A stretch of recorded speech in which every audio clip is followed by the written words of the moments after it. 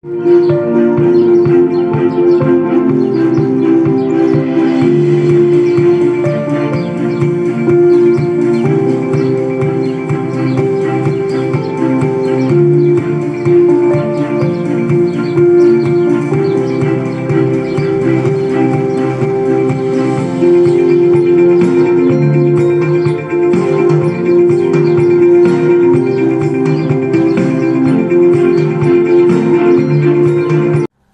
চ্যানেলটা লাইক করবেন, সাবস্ক্রাইব করবেন, শেয়ার করবেন, বেল আইকনটা প্রেস করবেন। সাবস্ক্রাইব করতে ভুলবেন না। বন্ধুরা, মিয়ানমারের আরাকান রাজ্যকে বাংলাদেশের সঙ্গে যুক্ত করার প্রস্তাব উঠেছে মার্কিন কংগ্রেসে।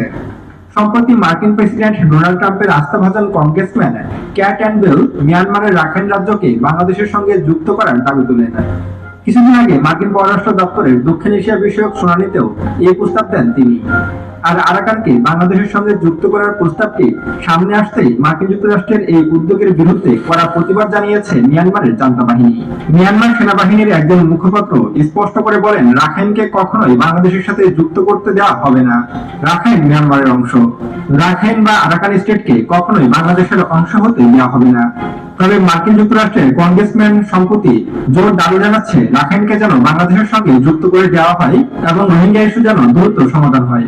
আসলে মার্কিন যুক্তরাষ্ট্র কেন রাখাইনকে বাংলাদেশের অংশ করতে চাচ্ছে, এর পিছনে গভীর কোনো ষড়যন্ত্র আছে কিনা সেই বিষয়ে বিস্তারিত জানতে পারবেন আজকের ভিডিওতে।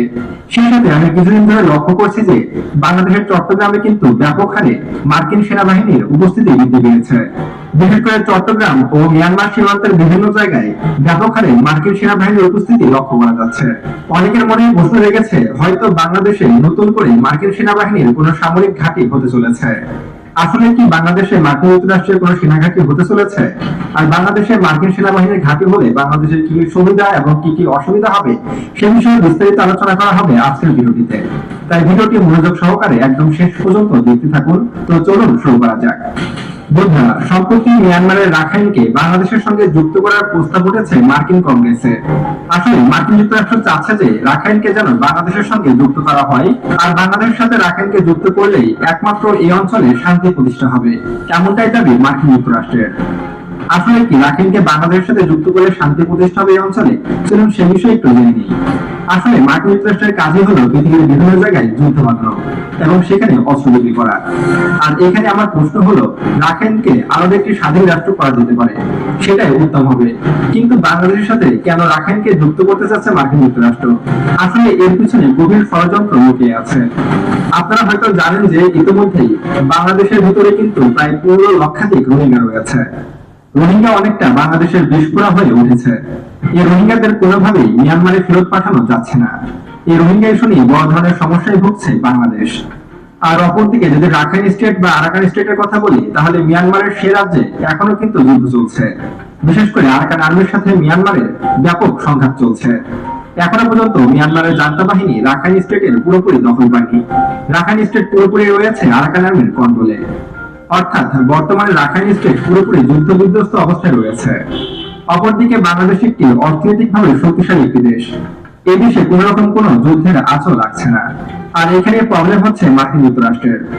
আপনারা হয়তো জানেন যে ডক্টর মোহাম্মদ ইউনূস ক্ষমতায় আসার পর থেকে মার্কিন যুক্তরাষ্ট্রের সাথে বাংলাদেশের সম্পর্কের অনেক উন্নতি হয়েছে এবং মার্কিন যুক্তরাষ্ট্র চাইছে বাংলাদেশ যেন তাদের দেশ থেকে সামরিক অস্ত্রশস্ত্র ক্রয় করে এবং বাংলাদেশের ভিতরে যেন মার্কিনদের একটি সেনাঘাঁটি করতে দেওয়া হয়, সে বিষয়ে তারা বাংলাদেশকে বেশ কয়েকবার প্রস্তাব দিয়েছে যেন বাংলাদেশে আমেরিকার সেনাঘাঁটি করতে দেওয়া হয়।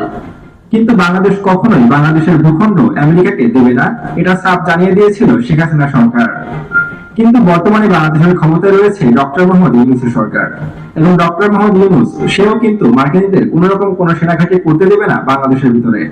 আসলে বর্তমানে রোহিঙ্গা ইস্যু এবং আরাকান স্টেটের বিভিন্ন বিষয় নিয়ে বর্তমানে বাংলাদেশকেও ঝামেলায় জড়াতে যাচ্ছে মার্কিন যুক্তরাষ্ট্র।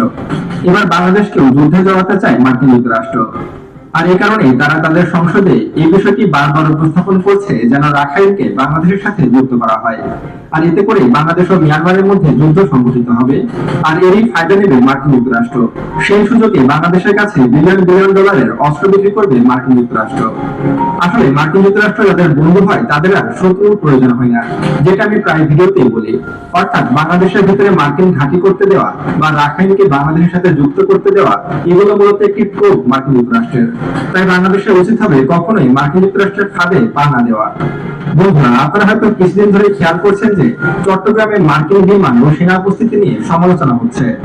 ভারতের বিভিন্ন মিডিয়া এবং বিভিন্ন নিউজ পোর্টালে এটা সংবাদ করা হচ্ছে যে বাংলাদেশে আমেরিকা ঘাঁটি করতে চলেছে এবং বাংলাদেশে আমেরিকার ব্যাপক হারে সৈন্য ও যুদ্ধ বিমান নিয়ে আসা হচ্ছে। আসলে এটা সত্য কথা। সম্প্রতি বাংলাদেশ বিমান বাহিনী ও যুক্তরাষ্ট্রের প্যাসিফিক এয়ারফোর্সের অংশগ্রহণে 7 দিন ব্যাপী অপারেশন প্যাসিফিক অ্যাঞ্জেল 35.3 যৌথ মহড়া চলমান। অর্থাৎ বর্তমানে বাংলাদেশ এয়ারফোর্সের সাথে মার্কিন যুক্তরাষ্ট্রের যৌথ সামরিক মহড়া চলছে এই অঞ্চলে। আর এই যৌথ মহড়া অনুষ্ঠিত হচ্ছে বাংলাদেশের চট্টগ্রামের বিমান ঘাঁটি জহুরুল হকে। এরই মধ্যে চট্টগ্রামের শাহ আমানত বিমানবন্দরে যুক্তরাষ্ট্রের বিমান বাহিনীর কয়েকটি সামরিক বিমান ও বেশ কিছু সদস্যের যাতায়াতকে ঘিরে সামাজিক যোগাযোগ মাধ্যমে তুমুল আলোচনা চলছে। আর এতে করে অনেকের মনে প্রশ্ন জেগেছে যে আমেরিকার 3টা যুদ্ধ বিমান চট্টগ্রাম এয়ারপোর্টে, তাহলে কি আমেরিকার কাছে দেশ বিক্রি হয়ে গেল ক্ষমতা টিকিয়ে রাখার জন্য? গত 24 ঘন্টায় বিভিন্ন ব্যক্তিগত ও গ্রুপে এরকম অসংখ্য পোস্ট ও ভিডিও শেয়ার করতে দেখা গিয়েছে। আসলে এটি একটি এক্সারসাইজেরই অংশ। অর্থাৎ এই মহড়ায় বাংলাদেশ বিমান বাহিনীর বেশ কয়েকটি যুদ্ধ বিমান ও বেশ কয়েকটি পরিবহন বিমান অংশ নিয়েছে। সেই সাথে মার্কিন যুক্তরাষ্ট্রেরও বেশ কয়েকটি পরিবহন বিমান ও যুদ্ধ বিমান এই মহড়ায় অংশ নেওয়ার কথা রয়েছে। আর এর কারণে বর্তমানে চট্টগ্রামে মার্কিন সেনাবাহিনীর ব্যাপক উপস্থিতি লক্ষ্য করা যাচ্ছে। অনেকের মনে প্রশ্ন জেগেছে যে এর আগে তো কখনোই মার্কিন যুক্তরাষ্ট্রের এতগুলো আর্মি ও এতগুলো বিমান বাহিনীর সদস্যকে বাংলাদেশে কখনোই দেখা যায়নি, তাহলে এবার কেন মার্কিন যুক্তরাষ্ট্রের এত সংখ্যক এয়ারফোর্সের সদস্য বাংলাদেশে এসেছে? সেটি নিয়ে অনেকের মনেই কৌতূহল রয়েছে। এখন আমি আপনাদেরকে জানিয়ে রাখি যে বাংলাদেশ এয়ারফোর্স বর্তমানে মায়ের দেওয়া এয়ারফোর্সে পরিণত হয়েছে। বাংলাদেশ এয়ারফোর্সের হাতে নেই কোনো শক্তিশালী যুদ্ধ বিমান, নেই কোনো শক্তিশালী অ্যাটাক হেলিকপ্টার। অর্থাৎ বাংলাদেশ বিমান বাহিনীর অবস্থা বর্তমানে করুণ। বর্তমানে যদি মিয়ানমারের সঙ্গেও বাংলাদেশের যুদ্ধ লেগে যায়, তাহলেও বড় কোনো পদক্ষেপ রাখতে পারবে না বাংলাদেশ এয়ারফোর্স। হয়তো একদিনে গায়েব হয়ে যাবে বাংলাদেশ এয়ারফোর্স। এতটাই দুর্বল অবস্থানে রয়েছে বাংলাদেশ এয়ারফোর্স। আর যদি কোনো কারণে ভারতের সঙ্গে আমাদের যুদ্ধ লেগে যায়, তাহলে বাংলাদেশ এয়ারফোর্স হয়তো কয়েক ঘন্টাও টিকতে পারবে না। এর কারণ হলো বাংলাদেশের হাতে শক্তিশালী কোনো ফাইটার জেট নেই। কিছুদিন ধরে গুঞ্জন শোনা যাচ্ছিল যে বাংলাদেশ হয়তো চীনের কাছ থেকে 12টি জেট-এনসি ফাইটার জেট ক্রয় করবে, কিন্তু এখনো পর্যন্ত বাংলাদেশের একটিও জেট-এনসি ফাইটার জেট এসে পৌঁছায়নি। তাই সেগুলোর কথা বাদ দিলাম। বর্তমানে বাংলাদেশ বিমান বাহিনীর সক্ষমতা কতটুকু বা বাংলাদেশের এয়ার ডিফেন্স সিস্টেমগুলো কতটুকু শক্তিশালী, সেগুলো হয়তো আপনারা কম বেশি সকলেই জানেন। বর্তমানে মিয়ানমার অথবা ভারত যে কোনো দেশ যদি বাংলাদেশের উপরে হামলা করে বসে, তাহলে তা প্রতিরোধ করতে পারবে না বাংলাদেশ এয়ারফোর্স। বর্তমানে বাংলাদেশের হাতে যে এয়ার ডিফেন্স সিস্টেমগুলো রয়েছে সেগুলো খুবই শর্ট রেঞ্জের।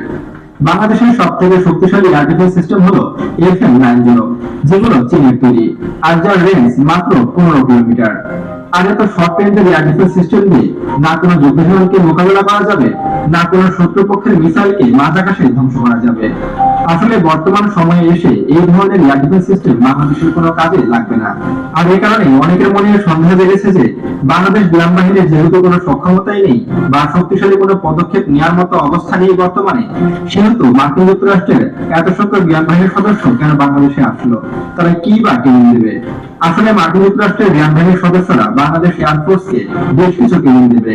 বিশেষ করে কিভাবে ঝড়ের কবল থেকে মানুষজনকে উদ্ধার করা যায়, কিভাবে বিমান দুর্ঘটনায় পড়লে যাত্রীদের উদ্ধার করা যায়, এসব ট্রেনিং দেবে। অর্থাৎ বেসিক ট্রেনিং দেবে। ফলে বাংলাদেশে যে মার্কিন সেনাবাহিনী ব্যাপক উপস্থিতি লক্ষ্য করা যাচ্ছে, সেগুলোকে সন্দেহের চোখে দেখার কিছু নেই। এগুলো ট্রেনিং এর একটি অংশ।